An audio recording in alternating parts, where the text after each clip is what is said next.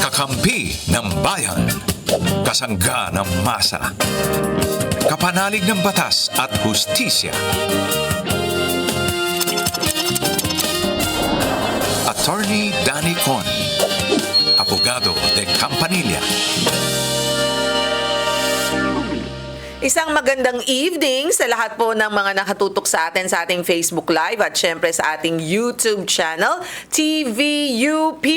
At syempre, ngayong gabing ito, sabay-sabay po tayong matuto patungkol sa batas. I'm sure maraming mga katanungan ng ating mga kababayan. Kaya stick around dahil po mamaya kung hindi man mga tanong ninyo ay I'm sure maraming dagdag kaalaman kayong matututunan mula sa ating programa. Ako po inyong Mare ng Bayan, Mare Yao, kasama natin ngayong gabi ang walang iba, Attorney PG. Siya po ang ating abogada de Campanilla. Attorney PG Galang, good evening. Ay, good evening. Good evening sa mga nanonood sa amin, sa kung ano man ang ginagamit nyo, Facebook, YouTube.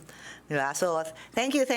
Nandito kayo ulit. Sana masagot namin ang mga tanong nyo. I'm sure. Ikaw ba, may katanungan ako sa'yo, Attorney, Ano? ha? Ang tanong ko sa'yo, ikaw ba, nung medyo bagets-bagets ka, pag may mga naririnig kang, katulad ng ganitong klaseng programa, although kakaunti lang dati yung may ganitong klaseng programa, ha? Ikaw ba ay nahihilig doon or hindi? Nung bang kabataan mo, AM ka ba, FM ka? Pero sa tingin ko, FM ka eh. AM. Ibe! Nung bagets Pero, ka, pero parang alam mo, umiindak-indak ka ng ganyan. ng Hindi, mga pero alam mo, nung panahon FM, namin, dati walang CD. Pag kailangan mo na kung kailangan mong mag-record, Kasete. tatawag ka sa radio station. Mag-aantay ka. Magre-request ka. Tapos nakahantay ka dun sa cassette mo. Tapos pag, Sabay, pipindutin mo. Ayan, tama. Oo. ganon. Pero, bukod doon, Pero ngayon, hindi ka AM ako. nahihilig sa... Ngayon, AM ka. Oo, kasi- Pero nung panahon na ikaw bago ka, nagkaroon ba ng konting influence man lang? Yung mga dagdag kaalaman ng mga shows? Oo naman. Nahihilig ka ba sa ganun? Kasi alam mo, nung bata ako, ang aking parang, hindi ako nagkayaya. Okay. Ang yaya ko, ang aking lola, na parang tita ng mami ko na matandang dalaga. Okay. So siya nag-alaga sa akin. At ang lagi niya ginagawa, nasa radyo siya. Meron siya mga, yung mga Drama? sa Ayun. radyo. Oo, Oo. yun. So naririnig ko rin yun kasi magkasama kami sa kwarto. Tsaka yung mga nga siya, nahumaling siya sa, alam mo yung toning? Alam ko yun, yung hawakan mo sa TV. hawakan mo sa... Totoo yan. Oo, naalala niyo yun? Si Johnny Midnight. Johnny Midnight. Ay, Ayun. naalala ko rin yun. Hawak kami yung TV para naman, tapos may tubig ka, di ba? Hilig ka na raw. Meron rin sa radyo yun. Si Johnny Midnight. Sino sa inyo? Ang medyo. Naalala si Ayoko Johnny. magsabing nagoyo. Pero gumawa nun. Di ba? Ay, ang daming alam na edad. Kasama ang aking si Lola Payat ang tawag. Kasama siya dun So, sa ikaw nakikisama ka rin, hawak ka rin. kasi kasama ko siya sa kwarto. So, gising na rin ako dun.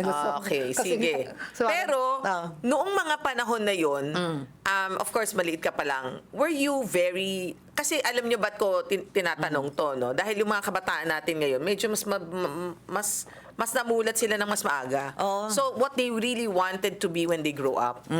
Ikaw ba, when you were still young, you were very, yung nakikipag-argue ka pa, sabihin ng nanay mo, to talaga pa, pilosopo to. Ako, Talaga, pilosopo to. Pwede mag-abogado to eh. Kami lagi Parang ng mami ganon. ko magkaaway. Yun. Kasi ako dati, gaganyanin ako ng nanay ko. Sabihin sa akin, ito pilosopo to. Pwede mag-abogado. Mag-abogado ka nga. Gaganon niya. Ganon. Pero ako kasi, ang daddy ko, ABS-CBN yan. Sales. So lumaki ako na ang lapit pa namin nakatira sa ABS nung panahon na yon. Pre-martial law, siya? ABS. Tapos siyempre, alam niyo naman, nung martial law, nawala sa Right. ABS. So, nag-IBC 13 siya, na ganyan. So, parang kahit papano. So, yung... May muwang ka sa TV. May muwang ako sa TV. Kasi yan. trabaho Sa ng tatay ko yan. Trabaho sige. ng tatay ko yan. At dahil dyan, eto naman ang muwang ng ating ng kaalaman ng ating mga viewers and ating mga listeners. Eto na ang mga numbers na pwede ninyong tawagan. Sa mga Globe users, mag-text na kayo at tumawag 0954-310-0331. At for Smart, it's 0961-770-8807. Pwede rin sa Facebook Messenger. There you have it. Kaya naman tawag na po text na para naman sa inyong mga katanungan. So eto na ang ating first text question. Eto na si Bato kayo ko pa, Maricel. Okay. Maricel Bato kayo. talaga ang pangalan. Marichel ako. Ay. Oo, Marichel. I was 0 years old until oo. nalaman ko ang totoong pangalan mo. Marichel ako talaga. Okay. Kaso, parang yun nga, ang daming nagkakamali kasi siya, Maricel. Tapos yung iba, ang pronunciation sa buong pangalan ko, Marichel. Marichel. Di sabi ko, Mari na lang, pwede. nga. Okay. Paano hindi tayo nagkakamali? Bagay sa'yo ang Mari. Yan. I don't know why. Sige. Oh. O, eto naman, si Marichel, or Maricel, ng Iloilo City. Siya ay 36 years old. Magandang araw po, attorney. Nais ko po sana humingi ng payo para sa anak ng kaibigan ko. Lumabas po sa PSA na walang record ang bata dahil hindi pala siya na irehistro sa munisipyo noong ipinanganak. Gayon po ay 14 years old na siya at saka lang nalaman ng ina na hindi pala siya nakarehistro. Paano nakapag-aral to? Yun na nga eh. Di ba? Kung magpapa-late registration Malamang sa po probinsya. ba, Sa Iloilo, so baka hindi ganun ka-strict yung... baka lang, no? Well, pero hindi, kahit na public school, I know they ask for birth certificate. But anyhow, kung magpapa-late registration po ba ng birth certificate, maaari po bang gamitin ang apelido ng ama kahit hindi siya nakapirma sa late registration documents? Okay. Ano po ang tamang proseso at requirements ng ganitong sitwasyon? Alam mo, ginojoke lang mo ko, friend. Bakit? Kasi feeling ko lang, Marichel, I think you're saying something. I could smell something fishy. Bakit? Tingin ko, may birth certificate. Gusto lang Paligid gamitin. yun. Oo, pero, sige. sige, Benefit ate, of the doubt. Huwag naman, Okay, oo. sige. Ano na sa... Go lang. Go lang. Okay, at muna, paliwanag natin ano ba yung late registration, di ba? Kasi ang late registration, kasi usually pag pinapanganak ka, kung sa ospital, diretso na yon, di ba? Na ang ospital na ang gagawa ng birth certificate mo at sila na mag-rehistro sa'yo sa Yes. ospital. Uh-uh. Kaya minsan hindi yun na naiisip yun, di ba? Kasi ano. Pero usually, ang mga problema is kung hindi ka pinanganak sa mga ganong mga lugar. Yes. So, responsibilidad mo ngayon yung kumadrona na pumunta kayo ng munisipyo para irehistro. Yung madalas mangyari to sa probinsya. Di ba yung nanganganak lang sa mga bahay O kaya sa lying in. Oo, sa lying in na hindi masyadong ano. So ngayon, pwede ang late registration. Okay. Pwede ang late registration, pero yung problema niya, alam na niya kung paano gawin yung late registration. Ang tanong niya is kung pwedeng gamitin yung apelido nung tatay. So obviously hindi sila kasal.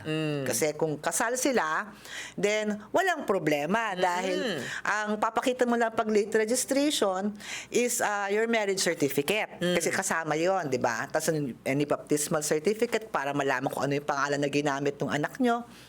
Pero ito hindi. So, obviously, paano gagamitin? Kung mag-asawa, walang problema. Pero kung hindi mag-asawa, pwede naman gamitin ng illegitimate child ang apelyido ng kanilang ama as long as the father acknowledges. Kasi that's under the new... Pag kinilala. Oo, Pag kinilala yung bata. Yan yung ano ngayon, under the new family code. Revilla law ba yan? I think so, oo. Yun. So, parang kasi dati, naalala ko, meron akong kaklase, wala siyang middle name. Kasi nga, hindi niya pwedeng gamitin yung pangalan ng apelyido ng tatay niya. So, ito pwede, pero ano ang kailangan? Kailangan kasi ng acknowledgement of birth, na acknowledgement ng tatay. So, hindi mo Which is, paano ma-acknowledge ng Kasi, tatay yung okay. anak? So, by signing sa birth certificate. Yun ang pagkapanganak, 'di ba? Kasi ano ba nangyayari pag ikay nanganak? 'Di ba? Usually yung mommy nakahiga pa, pagod. Sino ba ang gumagawa ng birth ang nag-a-accomplish? Ako. Ay, ikaw rin. Ako rin.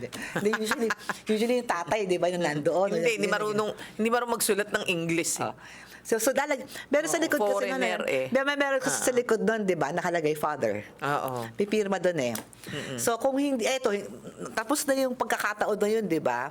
Paano kung nakita niya yung tatay niya, pwede pa rin ba sa late registration? Ang pwede yun, as long as sasubmit nyo rin sa PSA, acknowledgement na yung pagkakilala sa'yo. So usually affidavit of acknowledgement or kahit na simple letter lang naman na nakapirma at notaryado. Sana kasi paano naman papatunayan na siya talaga yon. Kasi hindi mo basta-basta pwedeng gamitin. Oo. Right. Okay, sige. Pwede naman. Okay, so sana nasagot ang iyong katanungan, my friend. O, ito naman si Joanna, 39 years old ng Quezon City. Magandang araw po, attorney. Nanalo po ako sa isang labor case sa labor arbiter at maging sa NLRC commission level. Okay, Ngayon po ay congratulations. umaapila ang respondent sa Court of Appeals. Gusto ko po sanang malaman kung ang computation po ba ng back wages ay magpapatuloy hanggang sa maging final ang desisyon ng Court of Appeals. O, maganda yun ha. O hanggang sa desisyon lamang ng NLRC, komisyon ang basihan ng pagkakalkula. Ang ganda nung sinabi niya. yeah. So, nag-apila. So, ibig sabihin ba that is counted para bang metro ng taxi yan pagdating natin ng hanggang ano yan, Hindi. hanggang dulo ba yan or nagsa-stop na doon? Hindi, hanggang dulo yan. So, ibig sabihin, kung nag-apila hanggang Court of Appeals at hindi pa Umaandar pa rin naibibigay, yun. Umaandar yung calculation. Umaandar yung calculation So- until maging final. Since umapila, edi umaandar pa rin. Oh, okay, very good. Oo. So, yun ang simpleng In fact, sagot. nga nangyayari dyan, for example, kung kahit na umabot kayo ng Supreme Court, ang gagawin ng Supreme Court yan or ng Court of Appeals yan, mananalo ka ulit. Ibabalik niya sa NLRC yan para papakompute. papakompute. Alright. Oo, kasi ang start ng back wages is from the time that you were fired illegally or whatever kung ano man yung cause until the time of judgment. Okay, sige. Ayan, ha? O, sige, next. Ang ating text question again, si Cindy ay 28 years old ng Quezon City. Magandang araw po, attorney. Kailangan po ba talaga ng 7 or 7 USB bago makapag-file ng criminal case sa PNP? Really? Or Yeah. prosecutor? May pwede po bang alternative kung wala akong ganitong USB? Baka kompleto ang supporting documents at... Ngayon yung nagfa-file ng case ang dapat na may USB.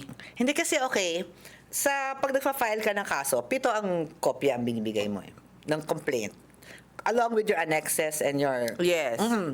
So usually, kunyari, kung ikaw, ang ebidensya mo naka-USB, Okay. ang tanong niya, kailangan bang sa lahat ng 7 kopya na ipa-file ko sa... Meron. May USB yan na Oo. nakalagay doon. Meron. Tama ba yun? Actually, okay, ganito yan ha. Ang tanong ko doon depende. Depende ko sa fiscal. Ang gawin mo, kasi ako nagawa ko na to ha. Hindi ko alam kung papayag yung prosecutor. Pero nung ginawa namin, ayoko rin magbigay ng 7 USB. Oo, sayang naman. Kasi under the rules kasi, 1 original and 6 copies. Kaya 7 copies. 1 original and 7 copies. So usually ginawa namin. Lumusot naman, pero hindi ko sinasabing gawin nyo. Pero ito, pumayag naman. Ito yung USB, yun yung talagang original, yun ang binigay namin sa fiscal. Tapos pinicturean namin yung USB, naka-xerox dun sa iba. Kasi copy eh. Di ba? Okay. But. Depende. So Oo. to be sure, kasi may mga iba, for example, in cities like Marikina or Pasay, sometimes they have different rules. Certain prosecutors will understand na hindi kailangan yung USB lahat kasi magastos nga naman, di ba? O hindi, pero mura na lang USB ngayon. Basta kumuha ka lang ng medyo maliit-liit Oo yung nga. yung GB. Oo, Ngayon, I think bumili ako ng USB. Pinakamaliit ata, parang 100 plus na lang eh. That's relative kasi baka 100 mamaya. plus na lang. May alam kayo? USB, mura lang, di ba? Meron na ngayon yung mga 2GB, mura na. As in, yung iba nga, 50 lang eh. So, maganda yung sinabi mo itanong kasi niya. if you can afford it, di ba? Then Oo. why not? If it's Dati part kasi of- talagang mahal, Mare. Mahal USB ah. Diba? Pero kasi mamaya sa ibang tao, 100 pesos is mahal already. Yeah, that's correct. Totoo. So, Kesa dun sa papel. Yes. Ay, hindi mahal na Xerox ngayon eh. hindi naman. Mas mura kaysa sa USB. Okay, sige. So, baka 100 pesos is already going to be... So, I understand the question. Expensive, oo. Kasi dyan sabi mo, 100 pesos o de 700 pesos. Ay, oo, tama. Hindi ka pa nanalo, gumastos ka na ng 700. Oo, totoo. Sa ibang mga kababayan natin, malaki na yun. At saka may filing fee pa minsan. Oo, talagang may filing fee talaga yan. Depende on the kind of Sige. case. Good luck sa'yo ha. Siguro ang sabi nga ni attorney, Magtanong ka muna. itanong mo muna. Kaya yung iba Malay kasi mo, maintindihan makatipid naman ka. niya as long as But you really have to file 7 copies of your complaint. But I don't know about the USB. Sa USB nalusutan namin yun na pinicture na lang namin. Kasi to follow na lang kung ano. Okay. O, sige, ito. Cheryl ng San Jose del Monte, Bulacan. May taga dyan ng aking asawa. Hello po, magandang Hi. hapon po. Yes. Hello po. Naku, galing Ma'am, lang dyan sa San Jose lang del po. Monte si attorney. Oo, taga dyan ng aking may bahay. May bahay. Ako pala. Ako Ikaw may lalaki. bahay. Naubutol ako sa kanya. Sabi, parang siya yung may bahay, di ba? Tagal na ng aking asawa. Oo, tagal yan. Okay. Cheryl, Pamilya ano na bang asawa ko. tatanungin mo kay attorney? Yes po, ma'am. Concern po, ma'am. Kasi po, may asawa akong foreigner. Kaso naghiwalay na kami. Kaso nag-iwan siya dito ng maraming utang. But yet, meron siyang signature na talagang siya yung umutang. Kasi yung loan shark, ako yung hinahabol. And he left me nothing. As in, wala siya kahit sintong iniwan sa akin. Totally, everything is messed up. Wala kaming patang bahay kasi So, lahat, ang everything sinasabi mo, is- nagkautang sa'yo yung, may utang yung Mag-asawa foreigner. na kayo nung umutang siya. Opo, nandito po siya last time. Ayaw ko po sanang kunin yung utang. Kaso sabi niya po, tawag dito, babayaran niya once na mapa-cash out niya yung cheque niya sa US. But, nag-away kami, iniwalayan niya ako through the phone like that. Tapos, Hiniwalayan ka niya sa telepono lang. Opo. So, hindi kayo divorced. No, hindi po. Dito po kami. So, asawa pa rin niya. Unfortunately, Cheryl, kasi di ba, pag kayo nag-aasawa, you two become one. So, ibig sabihin nun is pati utang, Kasama siya. kasama ka. Kasi it's assumed na umutang yan for the conjugal good, di ba? Para sa pamilya. So, unless the utang is, wala akong makitang What if, kunwari pagkakataon lang Cheryl, ano ka ba naman, Cheryl, lahat ng tao nag-aasawa ng afam Oo para nga, bakit naman gumanda oo, buhay. oo. I was about to say. Anong nangyari? Anyway, Cheryl. Hindi ko, opo, ma'am. Hindi Hindi ko talaga alam eh. Kasi nahook siya sa drugs dito. Ayun, yun na yun. That's the answer. Yes, oo. That's the answer, right? Nasa, Nahuli ba siya ever sa drugs? Dininay niya sa akin eh, pero later on na nandito siya, nalaman ko na talagang gumagamit na siya sa abroad pa lang, sa US pa lang. Tapos dito, naging worse siya, kaya parang sabi ko, umuwi ka na lang, ganun. But before that, maayos kami. Then out of the blue, bigla na lang siyang sinabi niya na hiwalay kami. So I cut everything na rin. Kasi, Actually, okay. So parang, Cheryl, mabuti na rin siguro na naghiwalay kayo kung ganyan na rin lang yung mangyayari sa inyo. No? So, unfortunately, yung dun sa utang, kung mag-asawa pa rin kayo hanggang ngayon, ang utang ng pamilya yan, that's considered na Pero, one. di ba, attorney, may chismak lang nang nakarating willing sa naman akin. po akong harapin, ma'am. Kasi nga po, ang ato ko lang po kasi yung loan shark, medyo parang nanghaharas na sila. Hindi, wait a Ayan. minute. Sandali lang Wait lang Wait lang, Cheryl Attorney, may tatanungin ako sa... Wait lang baka for your benefit ito. Wait lang Wait lang baka may solusyon si baka may Mama. solusyon tayo May solusyon dyan si Mare para Wait sa'yo. lang may tatanungin lang kay attorney. Attorney, hindi ba, I do not know if this is proper, pero ang parang similar case happened. And then, ang nangyari was, a friend of mine, similar case na pero hindi siya drugs. Siya, nagsusugal. Okay. So, nagsusugal siya. And then, nanalo siya sa case ng hindi niya binayaran because at the time na ginamit ng asawa niya for the personal like sugal daw and drugs. Oh, actually, so I do not know. Tama ba yun? Okay, ganito kasi there is a presumption Oo. na if any of the spouses ang umutang, that it is for the Family. family. For the benefit of the family. Yes, Oo. presumption yun. So, okay. kailangan patunayan na hindi ito Yan. for the benefit of the family. Alam na you. But there is a presumption. So, pero kasi sabi kasi ni Cheryl kanina, parang alam naman niya na uutang. Para saan yung utang? Oo. Para saan yung inutang? Oo, Cheryl. Cheryl. Pinagawa ba ng Yes, bahay? Oo. Bumili ba kayo ng kotse? Ano Oo. ba? Ano bang ginamit sa pagkautang? No. We don't have any conjugal. Nag-rent lang po kami. So he left me totally nothing, zero. So, when everything you- is messed up. wait, Pero ako you lang don't- yung tumatay okay. na. I have to ask, meron ba kayong prenup? And, Kasi you don't have any conjugal eh. Ibig sabihin no, na separate yung properties nyo? Wala, po, wala kasi kayo. wala rin naman Okay, talaga kasi meron siyang specific. pera and stuff like that. Kumbaga kasi yung pinagkautangan kasi medyo nanghaharas. Kumbaga, Kung nanghaharas yan, kinakausap ko- kung nanghaharas yan, kinakausap meron kang Opo, sabi ko na, kapitbahay mo baka ba? pwede na onting unawa kasi medyo dik ako ngayon after all what happened. Ang gusto nila bayaran ko into cash. I said wala talaga ako. Alam niyo kung ano yung nangyari sa akin. Usap ko lang mag-a-abroad Ang ulit advice ako. ko lang sa'yo, Cheryl, is that huwag ka Until kaya ko magpaharas. ulit. Opo. Okay. Ang advice ko lang sa'yo, Cheryl, is that although may utang, wala naman silang karapatan na ikaw ay iharas nang hindi makatwiran.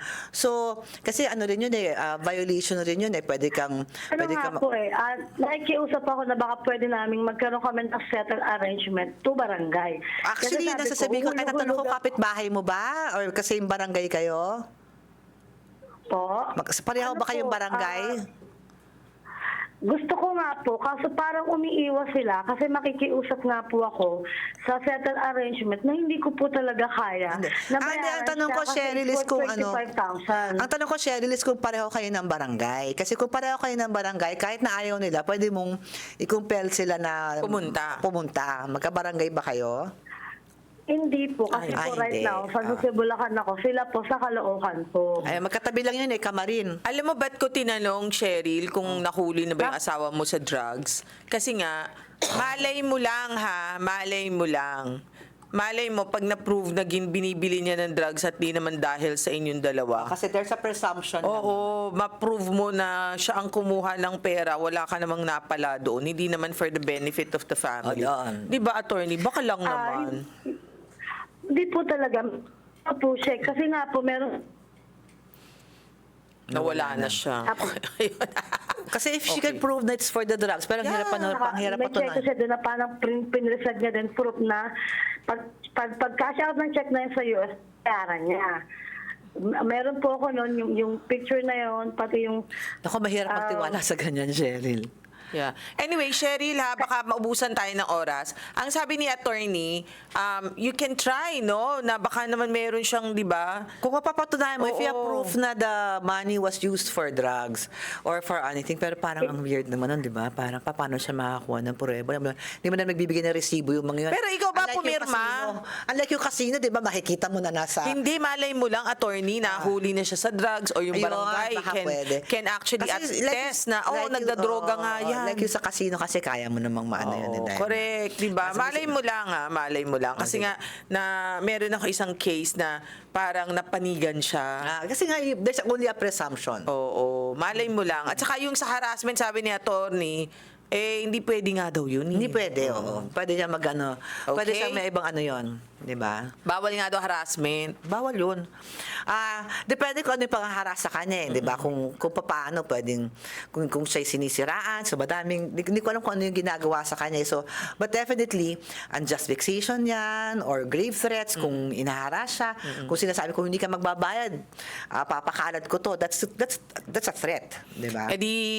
Pwede na siyang kumuha ng abogado, malay mo. Pwede. Kunyari sabihin, kung hindi ka magbabayad, pagkakalat ko na ganyan. Oo, That's already kuha a ka threat. ng abogado para makatulong din sa'yo, ha? Okay? Nagbabay na siya. Thank you so very much. Okay, ask ka sa help sa PAW din, ha? Kung nakikinig ka pa. Oo. Nawala siya ng signal. Anyway, maraming... ayan na siya. Sa PAW, pwede. Ano po ang gagawin ko? Pupunta po sa barangay. Pwede po ba yun? Pwede naman. Wala namang harm for you asking help from your barangay. Kaya naman sila na nandyan, di ba? Kung pwede nyo magpa-voluntary. Kasi ang barangay, they cannot be compelled kasi hindi kayo magkabarangay. Pero pwedeng voluntary. Bakit may kilala ba siya sa barangay, Pwede nga no? po ako. Ano daw? Ayaw nga po nilang humarap. Ayaw po nilang humarap. sa Dahil hindi sila barangay. magkabarangay. Oo nga. Okay. Kaya nga hindi mo compel kasi hindi kayo magkabarangay eh. Sa bar- Anyway, kung ikaw nga daw ay hinaharas na at may mga salitang hindi magandang na ilabas, Oo. edi i-counter demanda mo siya na, Oo nga, hello, you are harassing me, ganyan. Tapos malay mo, yung mismong PAW or mismong tumulong yung sa'yo. pinagkakautangan ba ng asawa mo ay lending company or tao? Yung personal loan siya. Tao lang Hindi po kasi siya. pwede sa Hindi SEC yun sila pag legal. lending Kumbaga, company, ano lang di ba? sila. Yeah. Kasi yung mga collective, di ba, yung mga Correct. mercenary collecting tactics, bawal yun sa SEC, bawal sa BSP yun. Friend, pagka merong siyang sinabi na pangharas nga sa'yo, pwede mo silang i-sue. Pwede ka kumuha ng abogado sa PAO. At saka pwede mong sabihin din yung case mo para maidamay na. Malay mo makakuha ng ebidensya na sa asawa mo lang talaga yan. Wala ka naman pinirmahan. May pirmado ka ba doon? Pirmado. Doon sa isang papel, kasi nga po Meron. parang... Meron. Meron. asawa Meron. kami. Meron. May pirma ka pala doon, Asawa- friend. Alam na. Hindi, alam mo, kahit na wala siyang pirma. Oo nga. Kahit kasi yun nga, there is a presumption Kasi kung one Yeah. person is married. But Oo. as I said, a presumption is just a presumption. Di ba? Okay. So, sige, good luck sa'yo, ha? So, try mo na lang din. Try mo, ha? Okay? Opo. Oh, sige. Thank you. Salamat. Ayan. Sabi nga natin talaga, May ang naalala si mag-asawa Cheryl. ay hindi biro. May naaral si Cheryl sa AFAM niya. Oo, yung afam niya, instead na nakatulong sa kanya, Oo. nadiin pa siya. Anyway, sabi nga natin, whether afam o hindi, choose your partner wisely. Wisely, At yan ang sabi rin, the late Gokong Wei. The best decision of your life would rely to the best partner in life. Oo, Yan. meron bang ganun? Totoo ba yan? Sinabi niya talaga yan. Kaya- Yung tamang choice ng asawa, Si ano yan nga- ang habang buhay mo. Ano nga pa pangalan ng asawa niya? Si Elizabeth. Yan. So, well, pakinggan natin yun. Advice niya yun eh. Maraming salamat po sa inyong pagsama sa amin ngayong gabing ito at sana po marami kayong natutunan. I'd like to say hi to Papa Jimmy. Tingnan mo si Papa Jimmy. Tingnan mo, stick to one yan kay Mama Trining.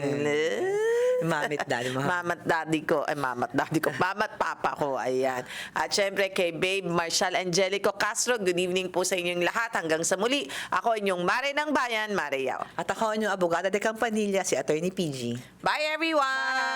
Bye!